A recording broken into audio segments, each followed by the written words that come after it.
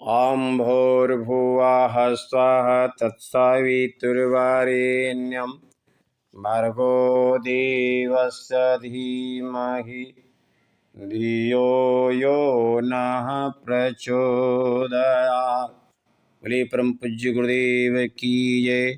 शांति कुंज हरिद्वार की जय। वंदनिया माता जी की जय। आए परम पूज्य गुरुदेव द्वारा लिखा हुआ मैं क्या हूँ पुस्तक का दूसरा अध्याय का हम सभी श्रवण करेंगे।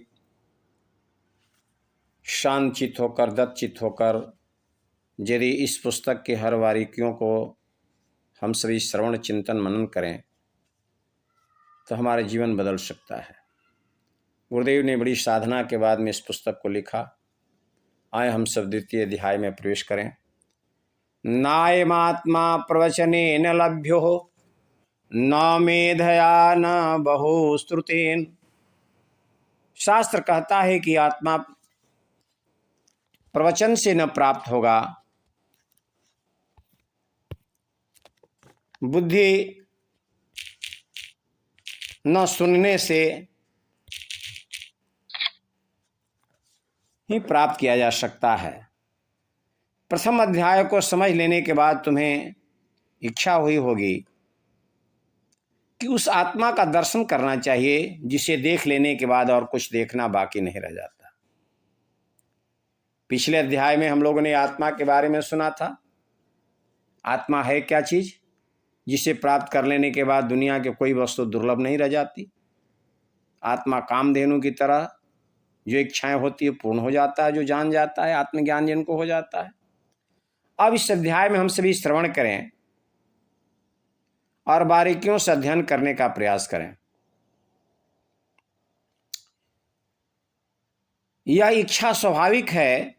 शरीर और आत्मा का गठबंधन कुछ ऐसा ही है जिसमें जरा अधिक ध्यान से देखने पर वास्तविकता झलक जाती है। शरीर भौतिक स्थूल पदार्थों से बना हुआ है, किंतु आत्मा सूक्ष्म है। पानी में ढेल डालने पर वह ऊपर को ही आने का प्रयत्न करेगा, क्योंकि तेल और लकड़ी के परमाणु पानी की अपेक्षा अधिक सूक्ष्म हैं। गर्मी ऊपर को उठती है, अग्नि की लपटें ऊपर को ही उठेंगी। पृथ्वी की आकर्षण शक्ति और वायु का दबाव उसे रोक नहीं सकता है। आत्मा शरीर की अपेक्षा सूक्ष्म है, इसीलिए वह इसमें बंधी हुई होती हुई भी इसमें पूरी तरह घुल मिल जाने की अपेक्षा ऊपर उठने की कोशिश करती रहती है। लोग कहते हैं कि इंद्रियों के भोग हमें अपनी ओर खींचे रहते हैं, पर यह बात सत्य नहीं है। सत्य दर्शन कर सकने के योग्य सुविधा और शिक्षा प्राप्त न होने पर झक मारकर अपनी आंतरिक प्यास को बुझाने के लिए मनुष्य विषय भोगों की कीचड़ पीता है। यदि उसे एक बार भी आत्मानंद का चस्का लग जाए तो दर दर पर क्यों धक्के खाता फिरेगा। हम जानते हैं कि इन पंक्तियों को पढ़ते समय तुम्हारा चित्त वैसे ही उत्सुकता और प्रसन्नता का अनुभव कर रहा है, जैसे बहुत दिनों से बिछड़ा हुआ परदेशी अपने घर कुटुंब के समाचार सुनने के लिए आतुर होता है।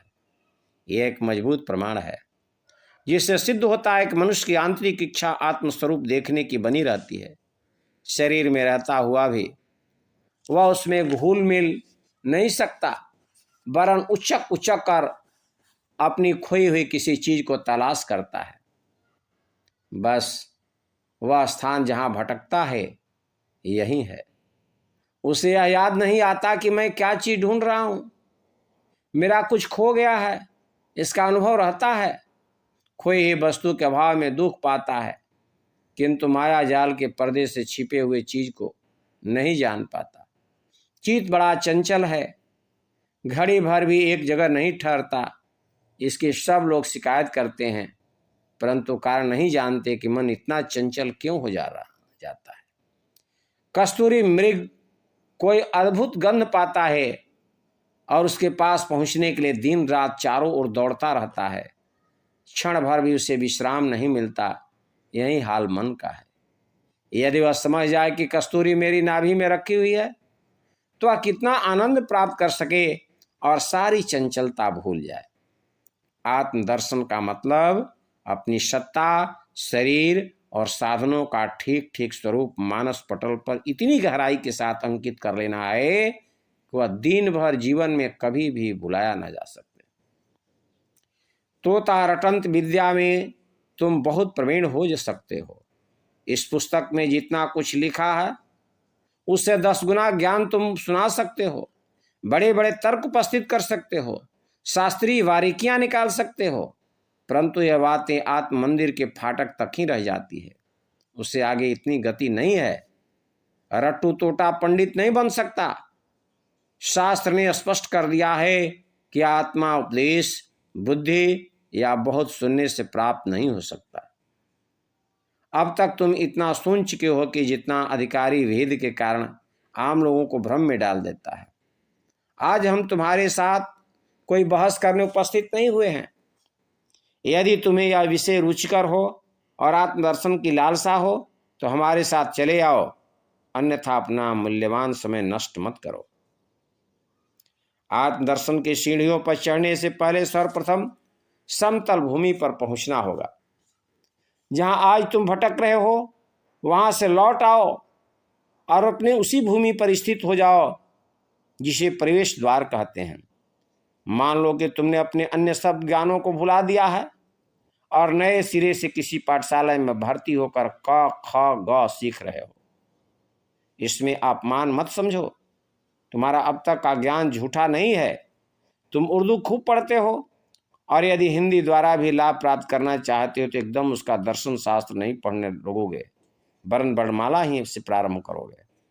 हम अपने आदरणीय और ज्ञानी जिज्ञासुओं की पीठ थपथपाते हुए 2 कदम पीछे लौटने को कहते हैं, क्योंकि ऐसा करने से वह प्रथम सीढ़ी पर पांव रख सकेंगे और आसानी एवं तीव्र गति से ऊपर चढ़ेंगे। तुम्हें विचार करना चाहिए कि जब मैं कहता हूं कि मैं, तब उसका क्या अभिप्राय होता है। पशु, पक्षी तथा अन्य अविकसित प्राणियों में यह मैं की भावना नहीं होती। भौतिक सुख दुख का तो वे अनुभव करते हैं, किंतु अपने बारे में कुछ अधिक नहीं सोच सकते।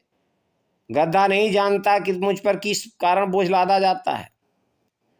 लादने वाले के साथ मेरा क्या संबंध है। मैं किस प्रकार अन्याय का शिकार बनता जा रहा हूं। वह अधिक बोझ लद जाने पर कष्ट का और हरी घास मिल जाने पर शांति का अनुभव करता है, पर हमारी तरह सोच नहीं सकता। इन जीवों में शरीर की आत्मस्वरूप है। क्रम से अपना विकास करते करते मनुष्य आगे बढ़ आया है। फिर भी कितने मनुष्य हैं जो आत्मस्वरूप को जानते हैं। तोता रटंत दूसरी बात है। लोग आत्मज्ञान की कुछ चर्चा को सुनकर उसे मस्तिष्क में रिकॉर्ड की तरह भर लेते हैं, समयानुसार उसमें से कुछ सुना देते हैं। ऐसे आदमियों की कमी नहीं जो आत्मा के बारे में कुछ नहीं जानते। उसमें सोचने विचारने की शक्ति चूक गई है। उनका संसार आहार, निद्रा, भय, मैथुन, क्रोध, लोभ, मोह आदि तक ही सीमित होता है। उन्हीं समस्याओं को सोचने, समझने और हल करने लायक योग्यता उन्होंने प्राप्त की होती है। मूढ़ मनुष्य भद्दे भोगों के तृप्त हो जाता है तो बुद्धिमान कहलाने वाले उसमें सुंदरता लाने की कोशिश करते हैं। मजदूर को बैलगाड़ी में बैठकर जाना सौभाग्य प्रतीत होता है तो धनवान मोटर में बैठकर अपनी बुद्धिमानी पर प्रसन्न होता है। बात एक ही है। बुद्धि का जो विकास हुआ वह भोग सामग्री को उन्नत बनाने में हुआ है। समाज के अधिकांश सभ्य नागरिकों के लिए वास्तव में शरीर ही आत्मस्वरूप है। धार्मिक रूढ़ियों का पालन मन संतोष के लिए वे करते रहते हैं, पर उनसे आत्मज्ञान का कोई संबंध नहीं है। लड़की के विवाह में दहेज देना पुण्य कर्म समझा जाता है, पर ऐसे पुण्य कर्मों से ही कौन मनुष्य अपने उद्देश्य का तक पहुंच सकता है। यज्ञ, तप, ज्ञान संसारिक धर्म में लोक जीवन और समाज व्यवस्था के लिए उन्हें करते रहना धर्म है, पर इससे आत्मा की प्राप्ति नहीं हो सकती। आत्मा इतनी सूक्ष्म है कि रुपया, पैसा, पुत्र, पत्री, दान, मान आदि बाहरी वस्तुओं तक नहीं पहुंच पाती।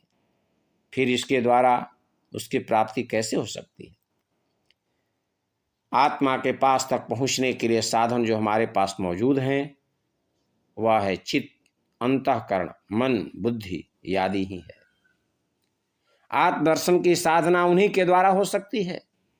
शरीर में सर्वत्र आत्मा व्याप्त है, कोई विशेष स्थान इसके लिए नियुक्त नहीं है जिस पर किसी साधन विशेष का उपयोग किया जाए। जिस प्रकार आत्मा की आराधना करने में मन बुद्धि आदि के समर्थ हो सकते हैं, उसी प्रकार उसके स्थान और स्वरूप का दर्शन मानस लोक में प्रवेश करने से होता है। मानसिक लोक भी स्थूल लोक की तरह है। इसमें इसी प्रकार बाहरी दुनिया ही की अधिकांश छाया है। अभी हम कलकत्ते का विचार कर रहे हैं, अभी हिमालय पहाड़ की सैर करने लगे। अभी जिसका विचार किया था वह स्थूल कलकत्ता और हिमालय नहीं थे, वरन मानस लोक में स्थिति उसकी छाया थी। यह छाया असत्य नहीं होती। पदार्थों का सच्चा अस्तित्व हुए बिना कोई कल्पना नहीं हो सकती। इस मानव लोक को भ्रम नहीं समझना चाहिए। यही वह सूक्ष्म चेतना है जिसकी सहायता से दुनिया के सारे काम चलते रहे हैं। एक दुकानदार जिसे प्रदेश से माल खरीदने जाता है, वह पहले उस प्रदेश की यात्रा मानस लोक में करता है और मार्ग की कठिनाइयों को देख लेता है, तदनुसार उन्हें दूर करने का प्रबंध करता है। उच्च आध्यात्मिक चेतनाएं मानस लोक में आती हैं। किसी के मन में क्या भाव उपज रहे हैं, कौन हमारे प्रति क्या सोचता है, कौन संबंधी कैसे दशा में है, आदि बातों को मानस लोक में प्रवेश करके हम 80% ठीक ठीक जान लेते हैं। यह तो साधारण लोगों के काम काज की मोटी मोटी बातें हुई। लोग भविष्य को जान लेते हैं, भूतकाल का हाल बताते हैं, परोक्ष ज्ञान रखते हैं। ईश्वरीय सब चेतनाएं मानस लोक में ही आती है, उन्हें ग्रहण करके जीव द्वारा प्रकट कर दिया जाता है। यदि यह मानसिक इंद्रियां न हुई होती तो मनुष्य बिल्कुल वैसा ही चलता फिरता हुआ पुतला होता जैसे यांत्रिक मनुष्य विज्ञान की सहायता से यूरोप और अमेरिका में बनाए गए हैं। 10 सिर मिट्टी और 20 सिर पानी के बने हुए इस पुतले की आत्मा और सूक्ष्म जगत से संबंध जोड़ने वाली चेतना यह मानस लोक ही समझनी चाहिए। अब हमारा प्रयत्न यह होगा कि मानसी लोक में प्रवेश कर चलो। वहाँ बुद्धि के दिव्य चक्षुओं द्वारा आत्मा का दर्शन और अनुभव करो। यही एक मार्ग दुनिया के संपूर्ण साधकों का है। तत्व दर्शन मानस लोकों में प्रवेश करके बुद्धि की सहायता द्वारा ही होता है। उसके अतिरिक्त आज तक किसी ने कोई अन्य मार्ग नहीं खोज पाया। प्रत्याहार, धारणा, ध्यान, समाधि ही योग की उच्च सीढ़ियां हैं। आध्यात्मिक साधक योगी यम, नियम, आसन, प्राणायाम अनेक प्रकार की क्रियाएं करते हैं। हठ योगी नेति, धोती, वस्ती, ब्रजोली आदि करते हैं। अन्य मतावलंबियों की साधनाएं अन्य प्रकार की हैं। यह सब शारीरिक कठिनाइयों को दूर करने के लिए है। शरीर को स्वस्थ रखना इसलिए जरूरी समझा जाता है कि मानसिक अभ्यासों में गड़बड़ न पड़े। हम अपने साधकों को स्वस्थ शरीर रखने का उपदेश करते हैं। आज की परिस्थितियों में उन उग्र शारीरिक व्यायामों की नकल करने में हमें कोई विशेष लाभ प्रतीत नहीं होता। धुएं से भरे हुए शहरी वायुमंडल में रहने वाले व्यक्ति को उग्र प्राणायाम करने की शिक्षा देना उसके साथ अन्याय करना है। फल और मेवे खाकर पर्वत प्रदेशी नदियों का अमृत जल पीने वाले और इंद्रिय भोगों से दूर रहने वाले स्वस्थ साधक हठ योग के जिन कठोर व्यायामों को करते हैं, उनकी नकल करने के लिए यदि तुमसे कहें तो हम एक प्रकार का पाप करेंगे और बिना वास्तविकता को जाने उन शारीरिक तापों में उलझने वाले साधक उस मेढकी का उदाहरण बनेंगे जो घोड़े को नाल ठुकवाते देखकर अपने को आपे से बाहर हो गई थी और अपने पैरों में भी वैसे ही कील ठुकवा कर मर गई थी।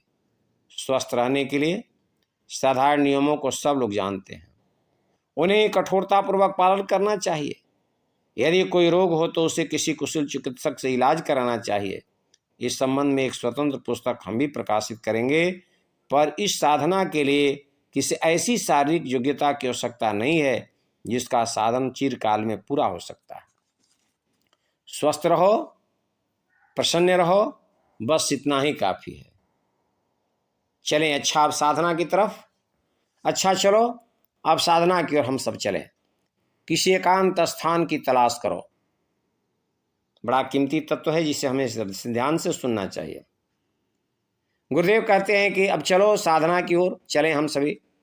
किसी एकांत स्थान की तलाश करो जहाँ किसी प्रकार से भय या आकर्षण की वस्तुएं न हो। यह स्थान उत्तम है। यदि पूर्ण एकांत के आदर्श स्थान सदैव प्राप्त न होते, तथापि जहाँ तक हो सके निर्जन और कोलाहल रहित स्थान का चयन करना चाहिए। इस कार्य के लिए नित्य नए स्थान बदलने की अपेक्षा एक जगह नियत कर लेना अच्छा है। वन, पर्वत, नदी, तट आदि की सुविधा न हो तो एक छोटा सा कमरा इसके लिए चुन लो जहाँ तुम्हारा मन जुट जाए। इस तरह बैठो जिससे नाड़ियों पर तनाव न पड़े। अकड़कर छाती या गर्दन फुलाकर, हाथों को मड़ोड़कर या पाँवों को ऐंठकर एक दूसरे के ऊपर चढ़ाते हुए बैठने के हम नहीं कहेंगे, क्योंकि इन अवस्थाओं में शरीर को कष्ट होगा और वह अपनी पीड़ा की पुकार बार बार मन तक पहुंचाकर उसे उचटने के लिए विवश करेगा। शरीर को बिल्कुल ढीला शिथिल कर देना चाहिए, जिससे समस्त मांसपेशियां ढीली हो जाएं और देह का प्रत्येक कण शिथिलता, शांति और विश्राम का अनुभव करे। इस प्रकार बैठने के लिए आराम कुर्सी बहुत अच्छी चीज है। चारपाई पर लेट जाने से भी काम चल सकता है, पर सिर को कुछ ऊंचा रखना जरूरी है। मसंद कपड़ों की गठरी या दीवार का सहारा लेकर भी बैठा जा सकता है। बैठने का कोई तरीका क्यों न हो, इसमें यही बात ध्यान रखने की है कि शरीर रुई की गठरी जैसा ढीला पड़ जाए, उसे अपनी साज संभाल में जरा सा भी प्रयत्न न करना पड़े।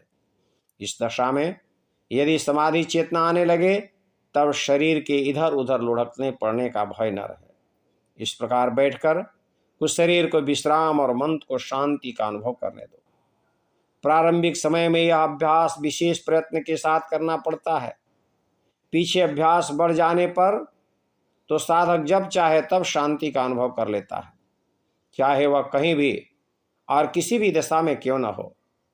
सावधान रहिए, यह दशा तुमने स्वप्न देखने या कल्पना जगत में चाहे जहां उड़ जाने के लिए पैदा नहीं की है, और न इसलिए कि इंद्रियां विकार इस एकांत में कबड्डी खेलने लगे।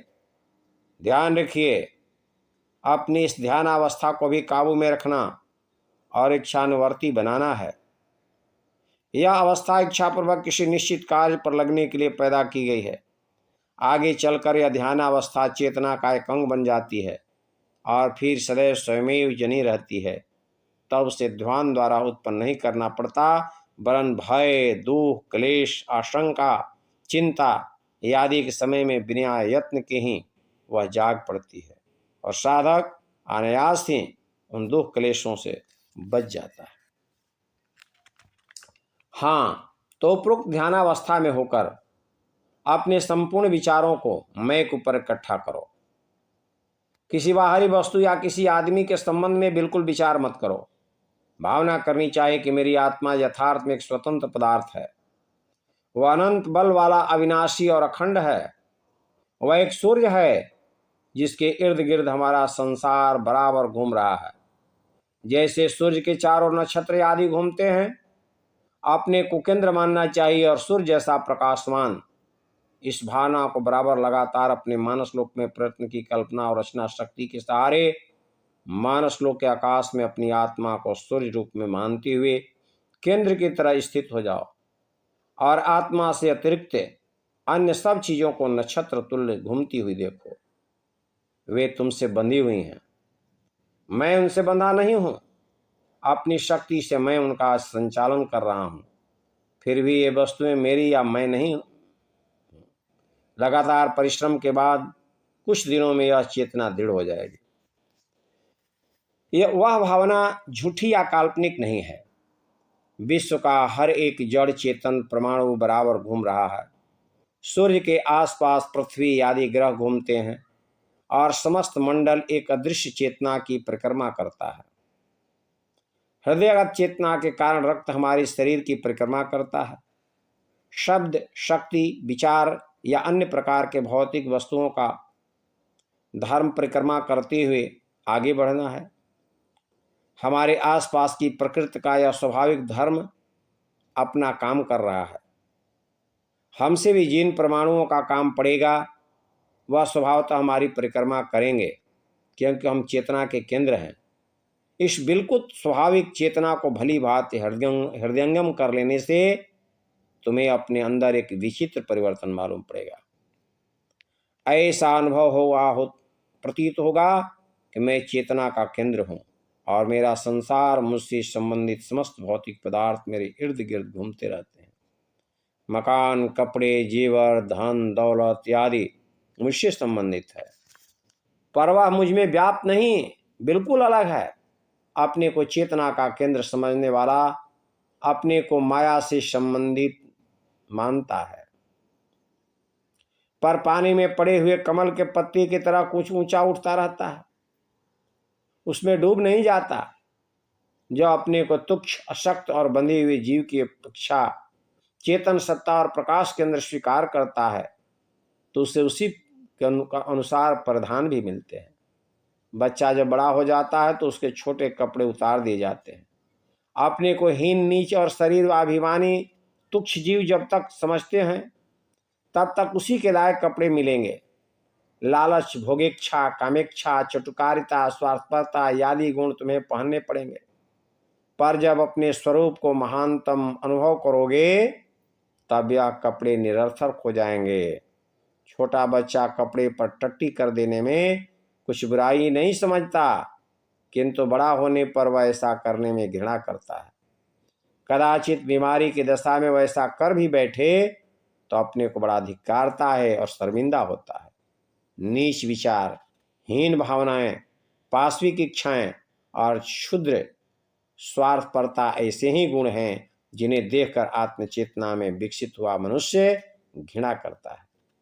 उसे अपने आप पर वह गुण मिल गए होते हैं जो उसके इस शरीर के लिए उपयुक्त हैं। उदारता, विशाल हृदयता, दया, सहानुभूति, सच्चाई प्रवृत्ति गुण ही तब उसके लायक ठीक वस्त्र होते हैं। बड़ा होते ही मेढक की लंबी पूंछ जैसे स्वयं झड़ जाती है, वैसे दुर्गुण उससे विदा होने लगते हैं और वयोवृद्ध हाथी के दांत की तरह सद्गुण क्रमशः बढ़ते रहते हैं। अपने को प्रकाश केंद्र अनुभव करने के लिए तर्कों से काम न चलेगा, क्योंकि हमारे तर्क बहुत ही लंगड़े और अंधे हैं। तर्कों के सहारे यह नहीं सिद्ध हो सकता कि वास्तव में वही हमारा पिता है जिसके पिताजी कहकर संबोधन करते हैं। इसलिए योगाभ्यास के दैवी अनुष्ठान में इस अपाहिज तर्क का बहिष्कार करना पड़ता है और धारणा, ध्यान एवं समाधि को अपनाना पड़ता है। आत्मस्वरूप के अनुभव में यह तर्क वितर्क बाधक न बने, इसलिए कुछ देर के लिए उन्हें विदा कर दो। विश्वास रखो, इन पत्रिकाओं का लेखन, इन पंक्तियों का लेखक तुम्हें भ्रम में फंसाने या कोई गलत हानिकारक साधन बताने नहीं जा रहा है। उसका निश्चित विश्वास है और वह शपथ पूर्वक तुमसे कहता है कि मेरे ऊपर विश्वास रखने वाली साधक, यह ठीक रास्ता है, मेरा देखा हुआ है, आओ पीछे पीछे चलो, तुम्हें वहीं कहीं ढकेला नहीं जाएगा, वरन एक ठीक स्थान पर पहुंचा दिया जाएगा। साधन की विधि, बार बार ध्यानावस्थित होकर मानसलोक में प्रवेश करो, अपने को सूर्य समान प्रकाशमान सत्ता के रूप में देखो और अपना संसार अपने आसपास घूमता हुआ अनुभव करो। इस अध्यात्म को लगातार जारी रखो। इस अभ्यास को बार बार लगातार जारी रखने से और उसे हृदय पटल पर गहरा अंकित कर लो तथा इस श्रेणी पर पहुंच जाओ कि जब तुम कहो कि मैं, तब उसके साथ ही चित्त में चेतना, विचार, शक्ति और प्रतिभा सहित केंद्र स्वरूप चित्र भी जाग उठे। संसार पर जब दृष्टि डालो तो वह आत्म सूर्य की परिक्रमा करता नजर आवे। उपरोक्त आत्मदर्श स्वरूप दर्शन के साधन में शीघ्रता होने के लिए तुम्हें हम एक और विधि बताते हैं। ध्यान की दशा में होकर अपने ही नाम को बार बार धीरे धीरे गंभीरता और इच्छापूर्वक जपते जाओ। इस अभ्यास से मन आत्मस्वरूप पर एकाग्र होने लगता है। लॉर्ड टेनिसन ने अपनी आत्मशक्ति को इसी उपाय से जगाया था। वे लिखते हैं कि इसी उपाय से हमने कुछ आत्मज्ञान प्राप्त किया है, अपनी वास्तविकता और अमरता को जाना है एवं अपनी चेतना के मूल स्रोत का अनुभव किया है। कुछ जिज्ञासु आत्मस्वरूप का ध्यान करते समय मैं को शरीर के साथ जोड़कर गलत धारणा कर लेते हैं और साधन करने में गड़बड़ा जाते हैं। इस विघ्न को दूर कर देना आवश्यक है, अन्यथा इस पंचभूत शरीर को आत्मा समझ बैठने पर तो एक अत्यंत नीच कोटि का थोड़ा सा फल प्राप्त हो सकेगा। इस विघ्न को दूर करने के लिए ध्यान अवस्थित होकर ऐसी भावना करो कि मैं शरीर से पृथक हूं, उसका कोई वस्त्र या औजार की तरह उपयोग करता हूं अपने शरीर को। शरीर को वैसे ही समझने की कोशिश करो जैसा आप पहनने के कपड़े समझते हो। अनुभव करे कि शरीर को त्याग कर भी तुम्हारा मैं बना रह सकता है। शरीर को त्याग कर और ऊंचे स्थान से उसे देखने की कल्पना करो। शरीर को एक पोले घोंसले के रूप में देखो जिसमें से आसानी के साथ तुम बाहर निकल सकते हो। ऐसा अनुभव करो कि इस खोखले को मैं ही स्वस्थ, बलवान, दृढ़ और गतिवान बनाए हुए हूँ। इस पर शासन करता हूँ और इच्छानुसार काम में लाता हूँ। मैं शरीर नहीं हूँ, वह मेरा उपकरण मात्र है। उसमें एक मकान की भांति विश्राम करता हूँ। देह भौतिक परमाणुओं की बनी हुई है और उन परमाणु अणुओं की मैं ही इच्छित वेश के लिए आकर्षित कर लिया है। ध्यान में शरीर की पूरी तरह भुला दो और मैं पर समस्त भावना एकत्रित करो, तब तुम्हें मालूम पड़ेगा कि आत्मा शरीर से भिन्न है। यह अनुभव कर लेने के बाद जब तुम मेरा शरीर कहोगे तब पूर्व की भांति नहीं वरन एक नए ही अर्थ में कहोगे। उपरोक्त भावना का तात्पर्य यह नहीं है कि तुम शरीर की उपेक्षा करने लगो। ऐसा करना तो अनर्थ होगा। शरीर को आत्मा का पवित्र मंदिर समझो। उसकी सब प्रकार से रक्षा करना और सुदृढ़ बनाए रखना तुम्हारा परम पावन कर्तव्य है। शरीर से पृथकत्व की भावना जब तक साधारण रहती है तब तक तो साधक का मनोरंजन होता है, पर जैसे ही वह दृढ़ता को प्राप्त होती है वैसे ही मृत्यु हो जाने जैसा अनुभव होने लगता है और वह वस्तुएं दिखाई देने लगती है जिसे हम साधना के स्थान पर बैठकर खुली आंखों से नहीं देख सकते। सूक्ष्म जगत की कुछ धुंधली झांकी उस समय होती है और कई परोक्ष बातें एवं दैवी दृश्य दिखाई देने लगते हैं। इस स्थिति में नए साधक डर जाते हैं। उन्हें समझना चाहिए उसमें डरने की कोई बात नहीं, केवल साधना में कुछ शीघ्रता हो गई है और पूर्व संस्कारों के कारण उस चेतना में जरा सा झटका लगते ही वह अचानक जाग पड़ी है। इस श्रेणी तक पहुंचने में जब क्रमशः और धीरे धीरे अभ्यास होता है तो कुछ आश्चर्य नहीं होता। साधना की उच्च श्रेणी पर पहुंचकर अभ्यासी को वह योग्यता प्राप्त हो जाती है कि सचमुच शरीर के दायरे से ऊपर उठा जाए और उन वस्तुओं को देखने लगे जो शरीर में रहते हुए नहीं देख सकती थी। उस स्थान में अभ्यासी शरीर से शरीर संबंध जोड़ नहीं देता, उसे तोड़ नहीं देता संबंध। उस दशा में अभ्यासी शरीर से संबंध तोड़ नहीं देता। जैसे कोई आदमी कमरे की खिड़की में से गर्दन बाहर निकाल कर देखता है कि बाहर कहाँ क्या होता है और फिर इच्छानुसार सिर को भीतर कर लेता है। यही बात इस दशा में भी होती है। नए दीक्षितों को हम अभी यह अनुभव जगाने की सहमति नहीं देते। ऐसा करना क्रम का उल्लंघन करना होगा। समयानुसार हम परोक्ष दर्शन की दीक्षा देंगे। इस समय तो इतना थोड़ा सा उल्लेख इसलिए करना चाह पड़ा है कि कदाचित किसी को स्वयं ऐसी चेतना आने लगे तो उससे घबराना या डरना नहीं चाहिए। जीव के अमर होने के सिद्धांत को अधिकांश लोग विश्वास के आधार पर स्वीकार कर लेते हैं। उन्हें जानना चाहिए कि यह बात कपोल कल्पित सिद्ध हो सकती है। तुम ध्यानावस्थित होकर ऐसी कल्पना करो कि हम मर गए। कहने सुनने में बात साधारण सी मालूम पड़ती है। जो साधक पिछले पृष्ठों में दी हुई लंबी चौड़ी भावनाओं का अभ्यास करते हैं उनके लिए यह छोटी कल्पना कुछ कठिन प्रतीत न होनी चाहिए, पर जब तुम उसे करने बैठोगे तो यही कहोगे कि यह नहीं हो सकती। यह कल्पना करना असंभव है। तुम शरीर के मर जाने की कल्पना कर सकते हो, पर साथ ही यह पता रहेगा कि तुम्हारा मैं नहीं मरा है, बरवना दूर खड़ा हुआ मृत शरीर को देख रहा है। इस प्रकार पता चलेगा कि किसी भी प्रकार अपने मैं के मर जाने की कल्पना नहीं कर सकते। विचार बुद्धि हट करती है कि आत्मा मर नहीं सकती। उसे जीव के अमरत्व पर पूर्ण विश्वास है और चाहे जितना प्रयत्न किया जाए वह अपने अनुभव के त्याग के लिए उद्यम नहीं होती, त्याग के लिए उद्यत नहीं होती। कोई आघात लगकर या क्लोरोफार्म सूंघ कर बेहोश हो जाने पर भी मैं जागता रहता है। यदि ऐसा न होता तो उसे जागने पर यह ज्ञान कैसे होता कि मैं इतनी देर बेहोश पड़ा था।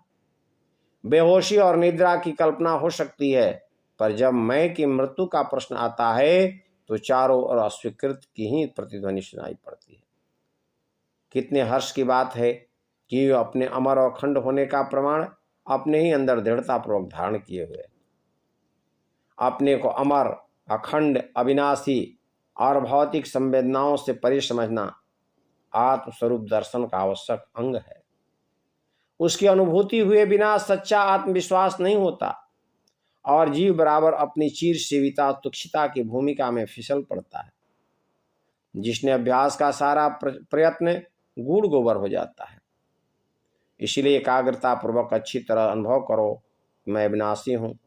अच्छी तरह से अनुभव में लाए बिना आगे मत बढ़ो। जब आगे बढ़ने लगो तब भी कभी कभी लौट कर अपने स्वरूप का फिर निरीक्षण कर लो। यह भावना आत्मस्वरूप के साक्षात्कार में बड़ी सहायता देगी। आगे वह परीक्षण बताए जाते हैं जिससे तुम्हारे द्वारा अपने अच्छिद्यो यमेदाहो यत्कल्पे दो स्वस्य एवच नित्य सर्वतस्याणु चलियोनम सनातन का अनुभव कर सको।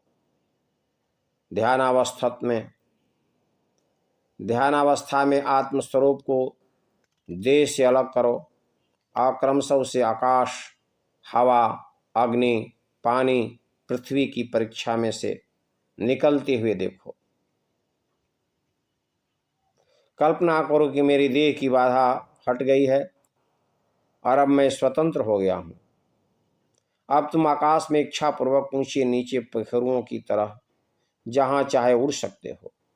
हवा के वेग की गति में कुछ भी बाधा नहीं पड़ती और न उसके द्वारा जीव कुछ सुखता ही है। कल्पना करो कि बड़ी भारी आग की ज्वाला जल रही है और तो उसमें से होकर मजे में निकल जाते हो और कुछ भी कष्ट नहीं होता है। भला जीव को आग कैसे जला सकती? उसके गर्मी की पहुंच तो सिर्फ शरीर तक ही थी। इसी प्रकार पानी और पृथ्वी के भीतर भी जीव की पहुंच वैसी ही है जैसे आकाश में, अर्थात कोई भी तत्व तुम्हें छू नहीं सकता और तुम्हारे स्वतंत्रता में तनिक भी बाधा नहीं पहुंच सकता। इस भावना से आत्मा का स्थान शरीर से ऊंचा ही नहीं होता बल्कि उसको प्रभावित करने वाले पंच तत्वों से भी ऊपर उठता है। जीव देखने लगता है कि मैं देह नहीं वरन उसके निर्माता पंच तत्वों में से ऊपर हूं। अनुभव की इस चेतना में प्रवेश करते ही तुम्हें प्रतीत होता है कि मेरा नया जन्म हुआ है। नवीन शक्ति का संचार अपने अंदर होता हुआ प्रतीत होगा और ऐसा भी न होगा कि पुराने वस्त्रों की तरफ भय का आवरण ऊपर से हटा दिया गया है। अब ऐसा विश्वास हो जाएगा कि जिन वस्तुओं से मैं अब तक डरा करता था वे मुझे कुछ भी हानि नहीं पहुंचा सकती। शरीर तक ही उसकी गति है, सो ज्ञान और इच्छा शक्ति द्वारा शरीर से भी इन भयों को दूर हटाया जा सकता है। बार बार समझ लो, प्राथमिक शिक्षा का बीज मंत्र मैं है। इसका पूरा अनुभव करने के बाद ही आध्यात्मिक उन्नति के पथ पर अग्रसर हो सकोगे। तुम्हें अनुभव करना होगा कि मेरी सत्ता शरीर से भिन्न है। अपने को सूर्य के समान शक्ति का एक महान केंद्र देखना होगा जिसके इर्द गिर्द अपना संसार घूम रहा है। इससे नवीन शक्ति आएगी जिसे तुम्हारे साथी प्रत्यक्ष अनुभव करेंगे। तुम स्वयं स्वीकार करोगे, अब मैं सुदृढ़ हूँ। मैं जीवन की आंधियाँ मुझे विचलित नहीं कर सकती। केवल इतना ही नहीं, इससे भी आगे हैं। अपनी उन्नति के आत्मिक विकास के साथ उस योग्यता को प्राप्त करता हुआ भी देखोगे कि जिसके द्वारा जीवन की आंधियाँ को शांत किया जाता है और उन पर शासन किया जाता है। आत्मज्ञानी दुनिया के भारी कष्टों की दशा में भी हंसता रहेगा और अपनी भुजा उठाकर कष्टों से कहेगा, जाओ, चले जाओ, जिस अंधकार से तुम उत्पन्न हुए हो उसी में विलीन हो जाओ। धन्य है वह जिसने मैं के बीज मंत्र को सिद्ध कर दिया। जिज्ञासुओं, प्रथम शिक्षा का अभ्यास करने के लिए अब हमसे अलग हो जाओ। अपनी मंद गति देखो तो उतावले मत हो। आगे चलने में यदि पांव पीछे फिसल पड़े तो निराश मत हो। आगे चलकर तुम्हें दूना लाभ मिल जाएगा। सिद्धि और सफलता तुम्हारे लिए है, वह प्राप्त होनी ही है। बढ़ो, शांति के साथ थोड़ा प्रयत्न करो। ओम शांति। इस पाठ के मंत्र, मैं प्रतिभा और केंद्र का, शक्ति का केंद्र हूं। मैं विचार और शक्ति का केंद्र हूं। दूसरा, मेरा संसार मेरे चारों ओर घूम रहा है। मैं शरीर से भिन्न हूं। मैं विनाशी हूं, मेरा नाश नहीं हो सकता। मैं अखंड हूं, मेरी क्षति नहीं हो सकती। ओम शांति शांति शांति। इस तरह मैं क्या हूं पुस्तक का परम पूज्य